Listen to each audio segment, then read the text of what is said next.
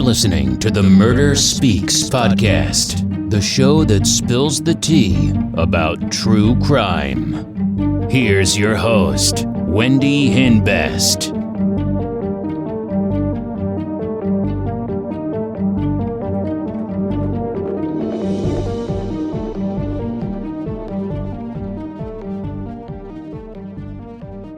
Hey, welcome back. So today's real crime story is about the 16-year-old Latora Wiley from Shreveport, Louisiana. November 27th, 2007. Latora was walking along the street with her friends when a car drove up and started shooting at them. The police find a shell case from a 9mm pistol. 17-year-old Terrence Washington and 16-year-old Latora Wiley was shot. Unfortunately, Latora died, and the police had to break the awful news to her mother. I was about 2 blocks away, and I heard the shots, and I jumped up, and I ran around there where she was. She was laying on the ground.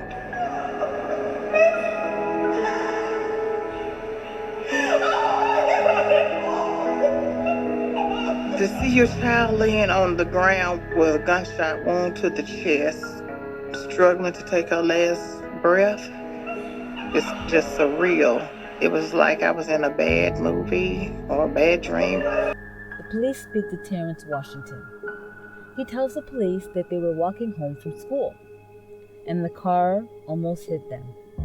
Terrence tells police that he had an altercation with the person in the car. Then the car drove off. Later that day, when they were walking back from the park, the car came back and started shooting at them. The police talked to Latora's sister, McKenna. We were running from gunshots. I seen Terrence, he ran across the street, and then I seen he got hit in the back because he had a white tee on, and then I just seen blood everywhere. After the shots stopped, I turned around and seen Latora on the ground. I was like, what's going on? At first I thought she was in shock because we didn't see any blood because she bled out in the inside. And then I can just tell her life was leaving her. They also talked to the other sister, Angela. His sister is someone that Latora and I went to high school with, and she was actually on the basketball team, and Latora was on the cheerleading team, so that caused me to see her quite often and able to recognize her brother. So the police showed pictures of suspects to the kids at the station, and they all picked out the same picture of the person who was shooting at them. The suspect's name is Charles Evans. The police went to his house, and when Charles arrives, they bring him to the station. He tells police he got into an altercation with Terrence, and he admitted to shooting at them. He was aiming at Terrence, but also hit Latora. He tells the police his uncle, James Mason, was driving the car. So the police talk to James Mason, and he tells the police his version of what happened.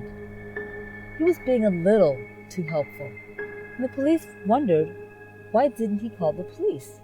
He basically throws Charles under the bus. Charles tells police where he hid the gun, and the police find the 9mm gun. Charles tells police that his uncle gave him the gun to shoot at them. James Mason was found guilty of second-degree murder and sentenced to life in prison. Charles pleads to 40 years in prison. Thank you so much for joining me for this week's true crime story. If you like it, please share it. Sharing is caring.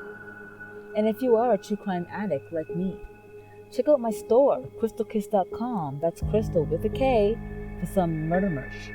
I sell t-shirts, hoodies, and leggings. At checkout, put in discount code MURDER15, that's MURDER15, to save 15% off your entire order. Don't forget to subscribe. Thanks. Bye.